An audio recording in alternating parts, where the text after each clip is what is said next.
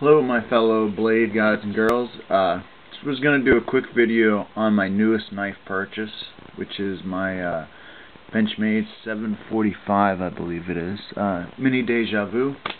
I've had it for, I don't know, approximately a month and a half. Enough time to get acquainted with it, get to know some of the features, and some of the unique things about this knife. I've been pretty impressed with it, to be honest with you. Can't say that I like it as much as my Spydercos, or some of my Spydercos, but it does have some features that definitely does beat them out. For one, I really love the blade of this knife. It's amazing. It's the only blade I've used that's really close to the slicing ability of a Spyderco blade. With the full flat ground, I really was resistant to this knife initially because of that right there, that big old hole. I love it in my Spydercos, but I felt like, I know, a judge said that basically you can't patent a hole, but I feel like that's a trademark Spyderco feature, and I kind of felt like it was maybe cheating to use that on a Benchmade knife.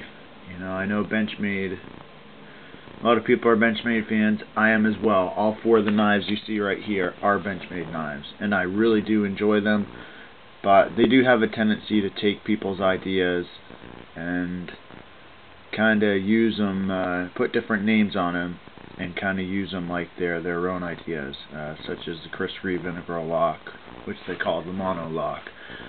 But, a judge said that a hole can't be trademarked, so I guess I gotta get used to the fact that these holes are probably going to be in a lot of different knife brands. And I do feel like it's a superior way to open a knife. It really is, whether you're flicking it out, which is incredibly easy on this knife.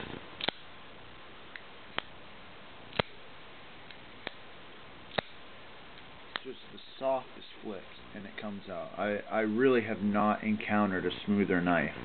My Sage 2, now it's broken in after flicking it so many times, tens of thousands of times probably now, literally hundreds of times a day. It's broken in so nicely. It's very smooth, but really this knife, as far as smoothness, it still really exceeds the smoothness on the Sage 2 even, of any of my Spydercos. And really that seems to be the case with most of my Benchmades, as well as my full-size Griptilian. Granted, this, I have the pivot a little tighter because I don't want it to be able to shake out, so I do have it tighter. But when I had that loosened out, just pulling back the Assless lock, it would just wiggle right back and forth, just like a pendulum. It would just swing back and forth, 3 or 4 times, just when you stopped moving it. I did tighten it up. I mentioned in my other video, living in Maine, we're kind of we're stuck with some of the older knife laws for now. Hopefully that's going to change in the future.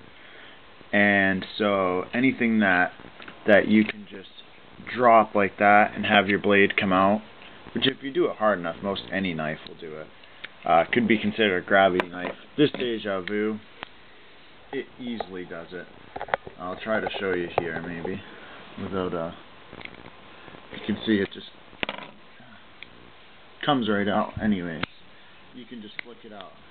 According to the laws around here, that could be called a gravity knife, which I think is kind of ridiculous. Any knife, it comes out, any well-made knife comes out so readily that, it comes out quicker than any butterfly knife, which are illegal here even to own, and just as quick as a switchblade. That's any of my knives do that. So I don't really understand limiting certain knives, when you can carry a fixed blade which is already opened, and that's fully legal. That seems a little ridiculous to me. So I actually have tightened my Benchmade Griptilian up so that it can't do that. The Dejavoo, the pivot area and the bushings are just so well made that even on tightening it all the way up, it still does the same thing. It just comes out so quick. And I know in a lot of videos that people have done on the Dejavoos, I don't know if they're an earlier version or what, but they really complained about the blade retention, and it seemed to be portrayed in the videos that they showed like it basically just fell out of the knife with just the slightest shake. Mine is better than that. I don't know if it's a newer version or if I just got lucky. It still isn't great, but in all reality, it isn't in any of my Benchmades. All of my Benchmades will just, with a good drop like that, the blade will just come right out. So I think that's more of a Benchmade wide thing. You know, and these three here are axis lock, 2 mini Griptilians and a full-size Griptilian. The middle one is my wife's. It's a pink one. I know it's kind of hard to get the color here from the light outside, but I got her a pink one, and they all come out quite easily as well. So I think it's more a Benchmade wide thing. I think that's, you know, they really are some of the smoothest knives, and I think that that's maybe one of the prices you pay to have such a smooth knife.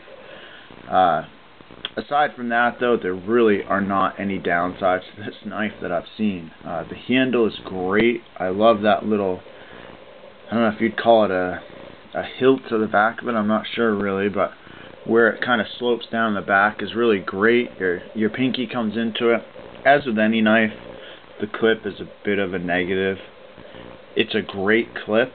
It holds really good.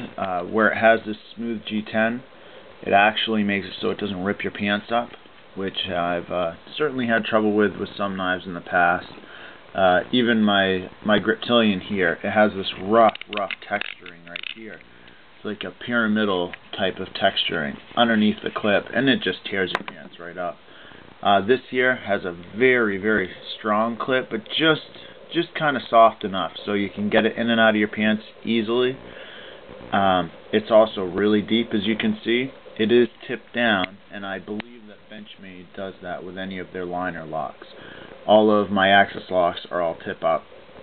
I believe because it's the liner lock, and probably just because of the Ford G10 that we're in a lot of them. I'm sure that has something to do with that. But it is a great clip. I love the G10. It's so smooth. It's beautiful. It looks like kind of a mix between like a carbon fiber and a wood. Not a carbon fiber like my Sage 1, but where you see some of it that's really kind of polished down. Some of the newer weaves, I don't know if you can see, but you can kind of see little squares in there. I can't get my camera to focus properly here, but there's like little squares in it. Look really neat. It feels just like wood. It's warm to the touch, and if you push down, it does give you a slight amount of grip, which I do like. It's kind of just enough grip to give you something to hold on to. The ergos on the blade are great. It doesn't have jimping anywhere on the knife except for just on the liner lock, which the liner lock itself, that liner is titanium. I'm sure most of you guys know the details and specs on the knife. It's not really my purpose for doing the video, so I'm sure most of you know the blade length and all that, so I'm not really going to go over all that. But it does have a titanium liner lock. The other lock is stainless steel.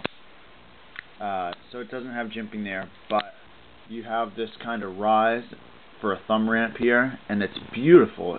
It comes right up into the end of the scales and up onto the blade, and it's so smooth. To run your finger back and forth or up and down, there's just nothing sticking up there at all. It's in the same way that the Sages are in this area closed. It's almost like the Sage was more designed to be beautiful closed. When you open it, it's not the prettiest knife, whereas this was made to be beautiful being open, and it is, to me, a beautiful knife. One of the best looking knife designs that I've seen, and also functional. Like I said in the beginning, though, it's not exactly kicking this out of my pocket, though.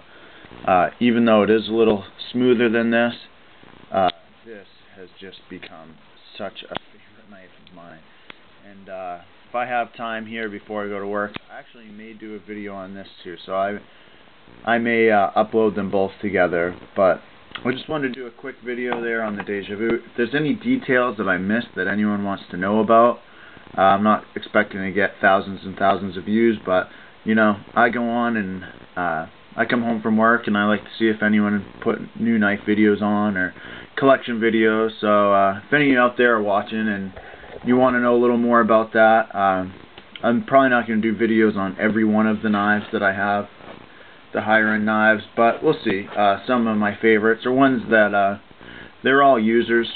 I get a lot of use out of all my knives, so I can really give my experiences on any one of the knives that I have, and my wife included. She carries her mini grip every single day, and hers she keeps nice and loose.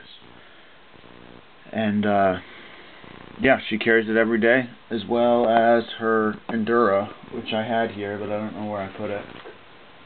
Maybe she put it in her, right here. She carries this every day as well, and you know, I absolutely love that. It's funny, you know, not every wife out there gets into knives when their husband does, but mine has, which is awesome. So anyways, any of the knives that I have a lot of experience with. I work in a kitchen, so I'm constantly opening boxes, bags, cutting up cardboard, you know, so I put a good amount of use on my knives. None of them have a factory edge anymore. This does hold an edge pretty well. I don't know if as well as the Spyderco S30V. This blade is S30V, but you know, it's reasonable. It's definitely superior to most steels in that regard. Time will tell, you know, with extended use, just how good it does hold an edge. But I think it'll be pretty reasonable. Maybe once every couple weeks, I'll touch it up. You know, it'll stay sharp for longer. The S30V, in my opinion, holds a usable edge for a super long time, but it's going to be hard on any steel to keep that really fine scalpel edge, which most of my knives have on them right now. I like to keep them nice and sharp. It's safer in my opinion, and it just makes work easier. You know, it's good. It's better on your knives so you're not having to force them all the time just to make it cut. They just slide right through the material like it's not even there. So that's my mini Dejavoo. Hope the video was somewhat interesting, at least, and informative. Like I said, if there's any details that I missed or anything else you want to see, if any of you want a review on my mini grips, which I'm not sure is something I'm going to do, not a review, but just a show and tell, I guess I'd say, of my mini grips, then I'll do that. I probably will on my full-size Griptilian, and definitely going to on my Spyderco Sage 1 and Sage 2. My Tenacious I did remember to grab out today, but there are so many reviews on this knife, I think it's absolutely unnecessary for me to do a review. As you can see, this baby has got a lot of use. You know, a lot of sharpening. I've sharpened this thing a lot of times. It does hold an edge pretty good, but just so much use that, and you know, and a lot of scratches on that blade. But it's a great knife anyways. Probably won't do a review on that, but we'll see in the future. So if any of the knives that I showed in my collection, if you want to see a video of, or just hear about my experiences on, let me know, and I'll do that. Thanks a lot, guys.